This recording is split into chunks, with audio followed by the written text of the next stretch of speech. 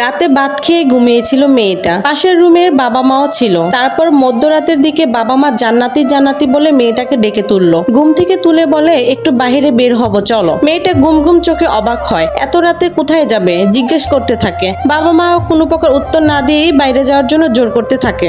যেহেতু বাবা মা বলছে তাই মেয়েটা আর না করে না। চোখে ঘুম আর কৌতূহল নিয়ে বের হয় তাদের সাথে। কিছু দূর যাওয়ার পরে মেয়েটা লক্ষ্য করে তার চাচি শাহিনা বেগমও তাদের সাথে যাচ্ছেন। মেয়েটা মনে করছিল হয়তো সবাই একসাথে কোনো দরকারি কাজে যাচ্ছে, কিন্তু আবারও কিছু দূর যাওয়ার পর মেয়েটা খেয়াল করে তার বাবা মা বসতবাড়ির রাস্তা ছেড়ে কৃষি জমির দিকে যাচ্ছে। মেয়েটা অবাক হয়ে জানতে চেয়েছিল তারা এখানে কেন এসেছে, কিন্তু বাবা মা আর চাচি তাকে চুপ করে থাকতে বলে। মেয়েটার চোখে মুখে তখনও গুম গুম ভাব ছিল। কিছুক্ষণ পরে তারা একটা ভুট্টা ক্ষেতের কাছাকাছি চলে আসে। এখানে এসেও কৌতূহলী হয়ে বাবা মা আর চাচিকে জিজ্ঞেস করতে চেয়েছিল তারা এত রাতে এখানে কেন এসেছে, কিন্তু তার আগে পেছন থেকে জান্নাতির হাত এবং মুখ জাপটে ধরে যাতে চিৎকার করতে না পারে। তারপর মাথায় এবং শরীরে রড দিয়ে জোরে জোরে আঘাত করে। মেয়েটা ছুটে দৌড় দিতে চেয়েছিল, কিন্তু আকাঙ্ক্ষিত আঘাতের কারণে আর পারে না। তারপর বাবা মা এবং চাচি শাহিনা বেগম মিলে ধারালো দা দিয়ে কোপাতে থাকে মেয়েটাকে। মেয়েটা তখন অনেকটাই নিজস্ব তীব্র যন্ত্রণায় ঘুমগাচ্ছিল। শুধু তিনজন মিলে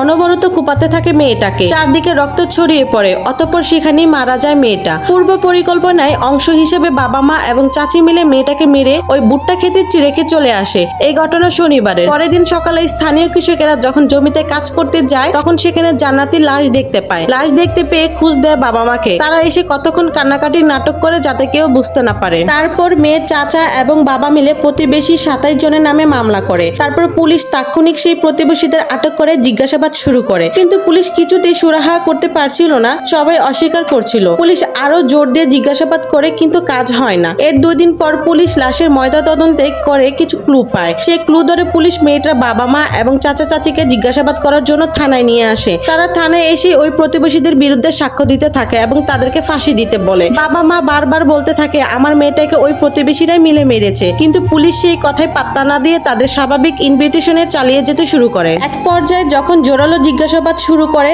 এবং ক্লুগুলো সামনে নিয়ে আসে, তখন চাচি শাহিনা বেগম পুলিশের কাছে স্বীকার করে ফেলে যে তারাই মেয়েটাকে শনিবারের রাতে মেরেছে। বাবা মা তখনও স্বীকার করেনি, কিন্তু চাচি শাহিনা বেগমের স্বীকারোক্তির পর বাবা মাও বুঝে যায় বাঁচার আর কোনো পথ নেই। তারপর মেয়েটার বাবা জাহিদুল ইসলাম এবং মা মুর্শাদা বেগমও স্বীকার করে যে তারা 3 জন মিলে মেয়েটাকে নির্মম ভাবে মেরেছে। তারপর মরার কারণ জিজ্ঞেস করায় তারা জানায় প্রতিপক্ষ প্রতিবেশীদের ফাঁসাতেই তারা নিজ মেয়েকে মেরেছে। প্রতিবেশীদের সাথে তাদের একটা 32 বিঘা জমি নিয়ে ঝামেলা চলছিল বহুদিন ধরে। তাই চাচি শাহিনা বেগম তাদেরকে প্ল্যান দিয়েছিল নিজ মেয়েকে মেরে ওই জমিতে রেখে আসতে। তারপর তারা মামলা করবে প্রতিবেশীদের নামে। এতে করে মামলার প্রতিবেশীদের জেল হলে তারা সহজে 32 বিঘা জমিটা দখল নিয়ে নিজেদের করে নিতে পারবে। এজন্যই তারা 27 জন প্রতিবেশীদের নামে মামলা করেছিল যাতে ওই পরিবারের সবার জেল হয়। জান্নাতি মেয়েটার বয়স খুব বেশি না, 15 বছর বয়স মাত্র। পড়াশোনা করতো ক্লাস 9-এ। গ্রামের সবাই এই ঘটনায় খুবই অবাক হয়েছে এবং মেয়েটার জন্য শোকাহত করে কেঁদে কেঁদে বলেছিল মেয়েটার আচার ব্যবহার খুবই ভালো ছিল। মেয়েটার স্কুলের শিক্ষক এবং সহপাঠীরাও জানিয়েছে